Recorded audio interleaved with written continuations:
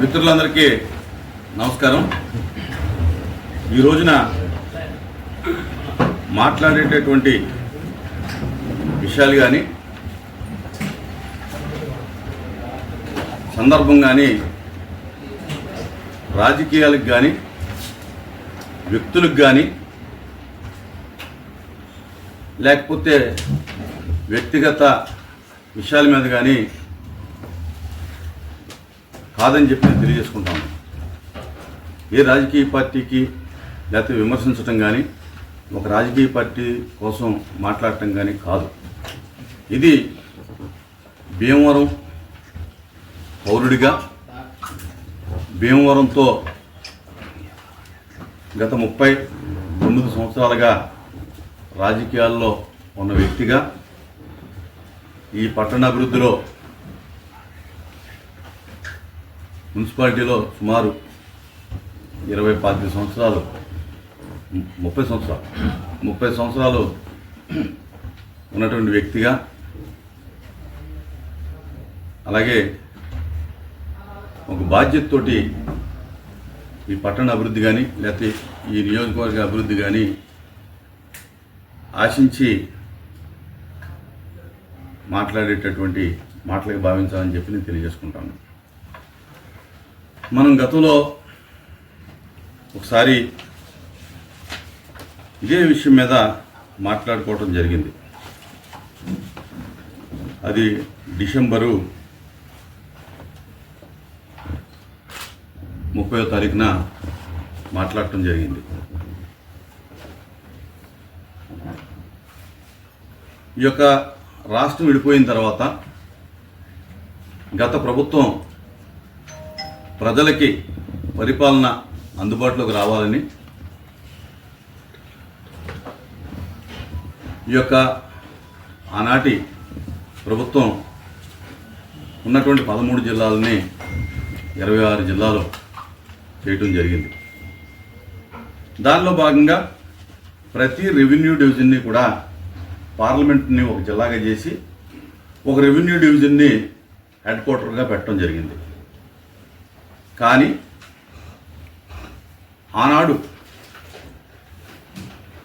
ఆనాటి ముఖ్యమంత్రి గారితో మాకున్నటువంటి సాన్నిహిత్యంతో, అలాగే ఈ యొక్క నరసాపురం పార్లమెంట్లో భీమవరం సెంటర్ పాయింట్గా ఉంటుందనే ఉద్దేశంతో ఆయన్ని ఒప్పించి జిల్లా కేంద్రంగా భీమవరాన్ని పెట్టడం జరిగింది.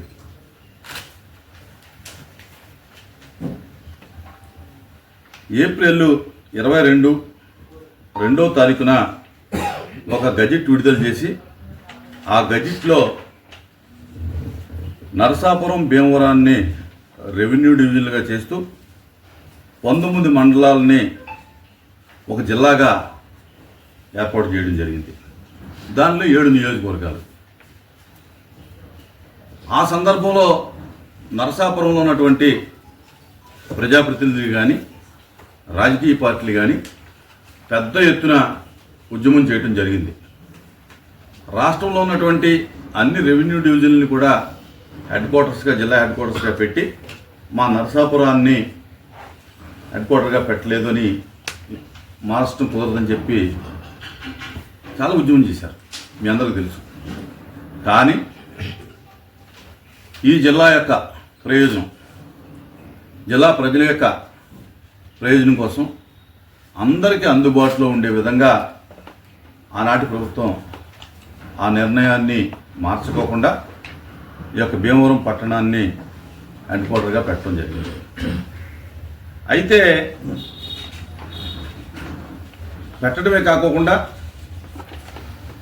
GOMS నెంబరు 124 డేటెడ్ 23/2023 గవర్నమెంటు ఒక జీవో ఇష్యూ చేసింది. ఆ యొక్క జిల్లా కేంద్రాన్ని ఏర్పాటు చేసి ఆ యొక్క జిల్లా కేంద్రంలో ఒక ఇంటిగ్రేటెడ్ కలెక్టరేటు, హెడ్ క్వార్టర్స్ అన్నీ కట్టడానికి భవనం నిర్మాణం కోసం అని చెప్పి ఈ యొక్క జీవోని విడుదల చేయడం జరిగింది 124ని. దానిలో సుమారు 20 ఎకరాలు గునుపూడిలో ఉన్నటువంటి భూమిని కేటాయిస్తూ జీవో ఇష్యూ చేయడం జరిగింది. ఇది ఖచ్చితంగా సుమారు 100 కోట్ల రూపాయలు ఖర్చు అయ్యే కార్యక్రమం. దానికి ఆ రోజున అలాట్మెంట్ చేయడం కూడా జరిగింది. ఆర్ఎన్బి డిపార్ట్మెంట్ ద్వారా ఒకసారి టెండర్ పిలవటం జరిగింది. అయితే ఎన్నికలు సమీపించేసరికి ఎవరు దానిలో పార్టిసిపేట్ చేయలేదు ఫస్ట్ కాల్లో. అంచేత అది ఆ సందర్భంలో ఆ యొక్క టెండరు ఆగటం జరిగింది. అయితే తదుపరి నిర్మాణం జరుగుద్ది అనేటటువంటి ప్రజలందరూ భావిస్తూ ఉన్నారు. అప్పటి వరకు తాత్కాలికంగా గునుపూడిలో ఉన్నటువంటి అద్దె భవనంలో ఆ యొక్క కలెక్టరేట్ కొనసాగుతూ ఉంది. కానీ సడన్గా ఒక రోజున అధికారులందరూ కూడా కాళ్ళ మండలంలో ఉన్నటువంటి పెదమెరం గ్రామం సందర్శించటం, అక్కడ ఏదో కలెక్టరేట్ నిమిత్తం స్థల పరిశీలన చేశాము అని చెప్పి ఒక వార్త రావడం జరిగింది. దాంతో భీమవరం ప్రజలందరూ కూడా ఆందోళనకు గురవటం జరిగింది. ఆ సందర్భంలో డిసెంబర్లో మనం దాని మీద ఒక ప్రెస్ కాన్ఫరెన్స్ పెట్టి ఎవరు దీనికి ప్రతిపాదన చేశారు, గతంలో ఇచ్చినటువంటి జీవోల పరిస్థితి ఏంటి, ప్రజలందరూ కూడా భీమవరం నుంచి కలెక్టరేట్ తరలి వెళ్ళిపోతా ఉందని చెప్పి ఆందోళన చెందుతూ ఉన్నారు. దీని మీద అధికారులు, ప్రజాప్రతినిధులు, స్థానిక శాసనసభ్యులు, స్థానికంగా ఉన్నటువంటి పార్లమెంట్ మరియు కేంద్ర మంత్రివర్యులు సమాధానం చెప్పాలి, ప్రజలకి వివరణ ఇవ్వాలని చెప్పి అడగటం జరిగింది. లేకుంటే కనుక దీని మీద ఒక ప్రజా ఉద్యమం మొదలు పెడతామని కూడా చెప్పడం జరిగింది. అయితే తదుపరి వెంటనే స్థానిక శాసనసభ్యులు ఒక ప్రెస్ మీట్ ఏర్పాటు చేసి ఇది ఎక్కడికి తరలిపోవటం లేదు, ఎవరు ఆందోళన చెందవలసినటువంటి అవసరం లేదు, ఏదైతే భీమవరంలో హెడ్ క్వార్టర్ పెట్టారో ఈ హెడ్ క్వార్టర్ నుంచి కలెక్టరేట్ అనేది ఎక్కడికి తరలిపోదు, నాది బాధ్యత, ఎవరు ఆందోళన చెందొద్దని చెప్పి అవసరమైతే నేను 5 ఎకరాల భూమిని కూడా ఇస్తానని ఆయన ప్రకటించడం జరిగింది. అందరూ నమ్మాం, నిజమే కదా, పోనీ ఎమ్మెల్యే గారు ఇచ్చిన తర్వాత మనం దాని మీద పోరాటం చేయాలన్నటువంటి అవసరం లేదు ఎవరికి కూడా. కానీ గత కొన్ని రోజులుగా ఇదే అంశం మళ్ళీ తెర మీదకు రావడం జరిగింది. ఉండి శాసనసభ్యులైనటువంటి డిప్యూటీ స్పీకర్ గారు ముఖ్యమంత్రిని కలవటం, ఆ సందర్భంలో ముఖ్యమంత్రి గారిని ఇంటిగ్రేటెడ్ కలెక్టరేట్కి శంకుస్థాపనకు మీరు రావాల్సిందిగా కోరుతున్నామని చెప్పి ఆయన కోరినట్టుగా పత్రికల్లో మాత్రమే చూడటం జరిగింది. దాంతో మళ్ళీ ప్రజల్లో ఒక రకమైనటువంటి ఆందోళన బయలుదేరింది. ఇది భీమవరం ఎమ్మెల్యే గారేమో ఎక్కడికి కాదంటా ఉన్నారు, ఉండి ఎమ్మెల్యే గారేమో శంకుస్థాపన అంటా ఉన్నారు. ఈ కన్ఫ్యూజన్ ఏంటనేటటువంటి ఆలోచన చేయటం జరుగుతూ ఉంది. అయితే ఏదైతే 20 ఎకరాలు గునుపూడిలో ఇచ్చినటువంటి జీవో 124 ఏమైంది, లేదు ఉండి శాసనసభ్యులు చెప్పినట్టుగా పెదమెరం గ్రామంలో ఆయన ఏదైతే శంకుస్థాపన చేయాలని ప్రతిపాదన చేస్తూ ఉన్నారో దానికి ఏమన్నా ప్రభుత్వం నుంచి ఉత్తర్వులు వచ్చాయా అనేటటువంటిది ప్రజలకి తెలియవలసినటువంటి అవసరం ఉంది. ఒకవేళ అటువంటి ఉత్తర్వులు కనుక వచ్చి ఉంటే అది ఎట్టి పరిస్థితుల్లో కూడా చెల్లుబాటు కాదు. ఎందుకు కాదంటే ఆయన చెప్పేటటువంటి పెదమెరంలో ఉన్నటువంటి 3.5 ఎకరాలు కూడా ఇరిగేషన్ పోరంబోక్ అని చెప్పి ప్రభుత్వం నిర్ధారణ చేసి, లేకపోతే ఎమ్మెల్యే గారే నిర్ధారణ చేసి అక్కడ కట్టుకున్నటువంటి పక్కా భవనాలు, కొంతమంది కట్టుకున్నటువంటి పక్కా భవనాలని ఇది ఇరిగేషన్ పోరంబోకులో ఆక్రమణలు ఉన్నాయని చెప్పి పోగొట్టడం జరిగింది. ఎంచేతంటే సుప్రీంకోర్టు ఆర్డర్ ప్రకారంగా ఎటువంటి ఇరిగేషన్ ఛానల్స్ మీద కానీ, చెరువుల మీద కానీ, కుంటల మీద కానీ, అంటే వాటర్ బాడీస్ మీద ఎక్కడా కూడా ఎటువంటి నిర్మాణం కానీ, ఆక్రమణ కానీ చేయకూడదని చెప్పి సుప్రీంకోర్టు జడ్జిమెంట్ ఉంది. దానికి అనుగుణంగా మరి ఏ రకంగా అక్కడ ప్రతిపాదన చేశారో అర్థం కావట్లేదు. అయితే నేను విచారించగా ఆ యొక్క ఇరిగేషన్ భూమిని రెవెన్యూకి బదలాయించమని చెప్పి, రెవెన్యూ అవసరాలకు బదలాయించమని చెప్పి ఏదో ఇరిగేషన్ డిపార్ట్మెంట్ వారు కొన్ని ఉత్తర్వులు ఇచ్చారని చెప్పి తెలిసింది. ఏ రకంగా ఇరిగేషన్ సుప్రీంకోర్టు ఆర్డర్ని కాదని ఇరిగేషన్ అధికారులు కానీ, జిల్లా యంత్రాంగం కానీ దానిలో కట్టడాలని ప్రతిపాదిస్తే చెల్లుబాటు అవుతుందా అని చెప్పి నేను అడుగుతా ఉన్నాను.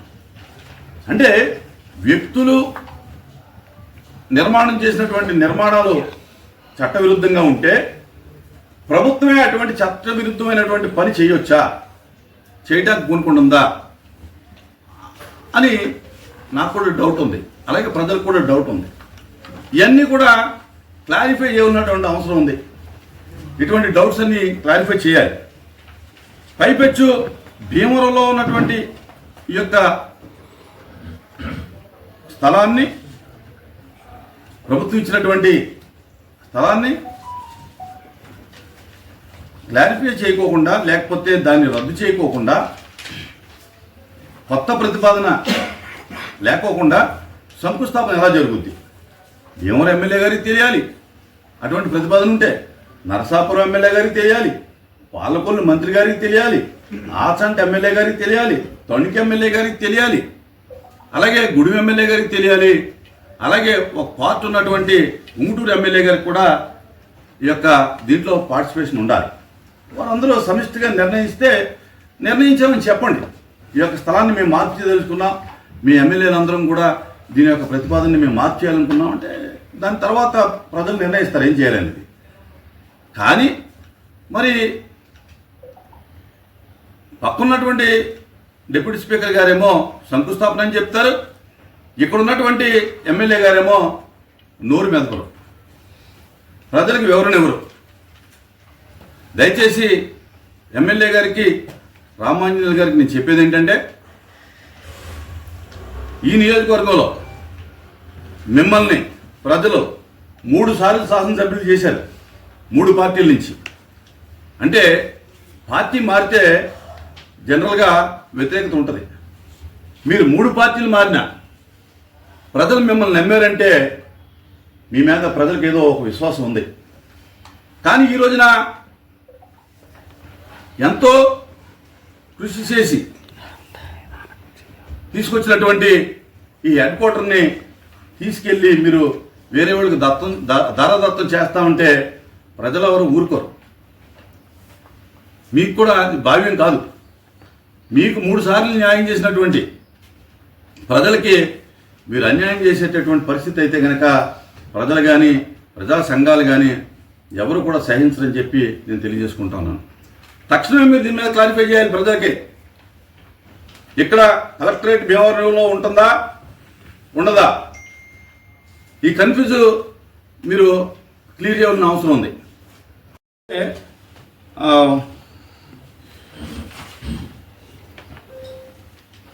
పబ్లిక్ ప్రైవేట్ పీపుల్స్ పార్ట్నర్షిప్, వీళ్ళందరూ కూడా భాగస్వామ్యంతో ఒక కార్యక్రమాన్ని, ఒక మంచి కార్యక్రమాన్ని రూపొందించడం జరిగింది.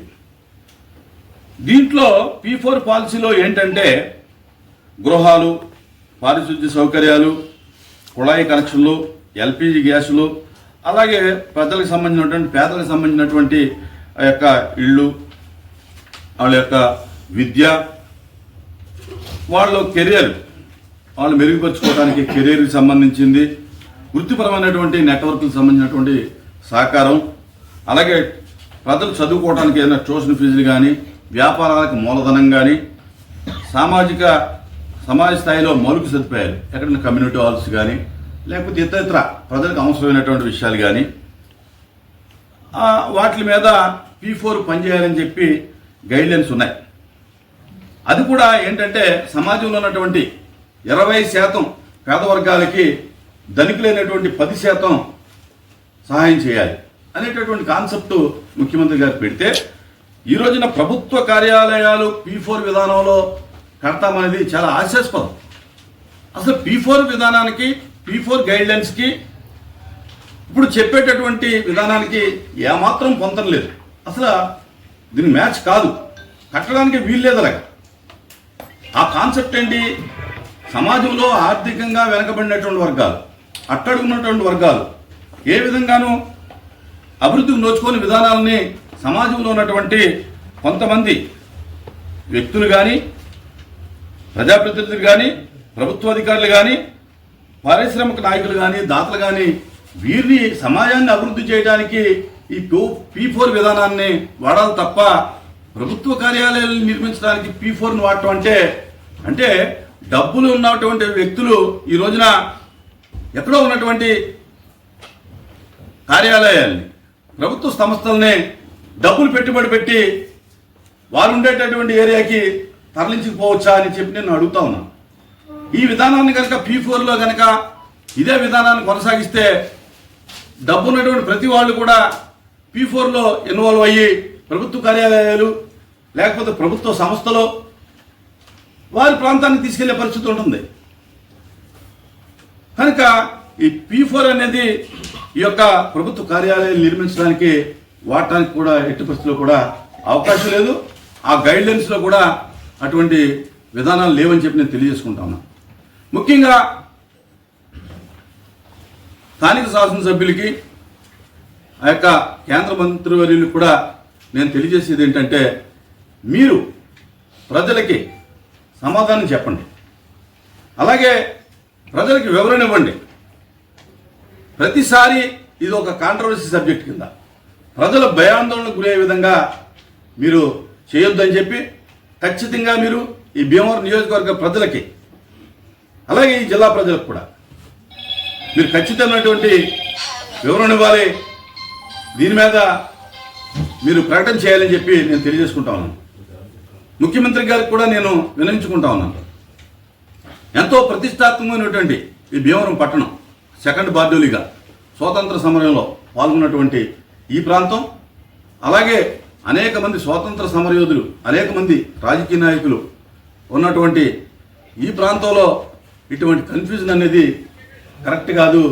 మీరు ఒకసారి ఎస్టాబ్లిష్ అయినటువంటి ఈ వ్యవస్థని ప్రతిసారి మార్చడం వల్ల చాలా ఇబ్బందులు, పరిపాలనాపరమైనటువంటి ఇబ్బందులు చాలా ఉంటాయి. కనుక ఖచ్చితంగా ఏదైతే 124 జీవో ప్రకారంగా ఆ యొక్క 20 ఎకరాల స్థలాన్ని ఇచ్చారో ఆ స్థలంలో నిర్మాణం చేయాలి. ఖచ్చితంగా ఏదైనా అలా కాదని కనుక స్థానికంగా ఉండేటటువంటి ప్రజాప్రతినిధులు కానీ ప్రభుత్వం కానీ నిర్ణయం తీసుకుంటే ఇది భీమవరం ప్రజలు ఊరుకోరు. ఇది ఒక ప్రజా ఉద్యమంగా ప్రజలుతుందని చెప్పి నేను తెలియజేసుకుంటాను. అలాగే ప్రజలకు కూడా నేను అప్పీల్ చేస్తా ఉన్నాను. ఇది ప్రజల బాధ్యత. ఇది ప్రజలు అవగాహన చేసుకుని ప్రజలు ముందుకు రావాలి. ఈ ప్రాంతం నుంచి కలెక్టరేట్ వెళ్ళిపోతూ ఉంటే భీమవరం నియోజకవర్గ ప్రజలు మరి మౌనంగా ఉంటే అది మంచిది కాదు. ఏ విషయాన్ని మౌనంగా ఉంటే కనుక అన్యాయం జరుగుద్ది.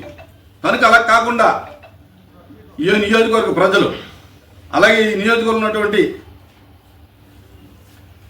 అనేక సంఘాలు, అనేక సేవా సంఘాలు కానీ లేకపోతే ప్రజా సంఘాలు కానీ రాజకీయ పార్టీలు కూడా, ఇది ఏ పార్టీకి సంబంధించినటువంటి విషయం కాదు, ఏ పార్టీకి సంబంధించినటువంటి విధానం కాదు. ఖచ్చితంగా ఈ నియోజకవర్గంలో ఉన్నటువంటి అన్ని రాజకీయ పార్టీలు కూడా అవసరమైతే దీని మీద స్పందించాలి, అవసరమైతే ప్రజా ఉద్యమాలకి మరి ముందుకు రావాలని చెప్పి తెలియజేసుకుంటూ, ఖచ్చితంగా ఈ భీమవరంలో ఈ యొక్క కలెక్టరేట్ కనుక తరలి వెళ్ళిపోతే చూస్తూ ఊరుకోమని చెప్పి ప్రజా ఉద్యమంలో అందరం కూడా పార్టీలకు అతీతంగా పాల్గొంటాం.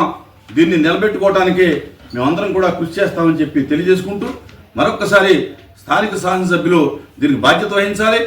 మౌనం సమాధానం కాదు. ఖచ్చితంగా మరొక్కసారి చెప్తా ఉన్నాను, ఈ నియోజకవర్గ ప్రజలు 3 సార్లు మిమ్మల్ని ఎమ్మెల్యేగా 3 పార్టీల నుంచి నెగ్గించారు. కానీ మీరు మౌనం, మరి ఈ నియోజకవర్గానికి అన్యాయం జరుగుద్ది, చరిత్రలో మీరు మరి అన్యాయం చేసినటువంటి వ్యక్తిగా ఈ నియోజకవర్గానికి న్యాయం చేస్తారని ప్రజలు నమ్మితే మీరు అన్యాయం చేయడానికి మరి పూనుకుంటున్నారా అని చెప్పి ప్రజలు మరి భావించే పరిస్థితి ఉంటుంది. ఒకవేళ కనుక ఆ యొక్క కలెక్టరేట్ తరలి వెళితే కనుక మీకంటే ఈ నియోజకవర్గానికి అన్యాయం చేసినటువంటి వ్యక్తి మరొకరుండని చెప్పి సందర్భంగా తెలియజేసుకుంటూ ఖచ్చితంగా ప్రజలందరూ కూడా ఈ యొక్క సబ్జెక్ట్ మీద ఖచ్చితంగా అవేర్నెస్తో ఉండాలి. ప్రజా ఉద్యమాలకి మరి మీరందరూ కూడా సమాయత్తం కావాలని చెప్పి అన్ని ప్రజా సంఘాలని, అన్ని రాజకీయ పార్టీలని, ప్రజలందరినీ కూడా నేను కోరుకుంటూ చూస్తాను.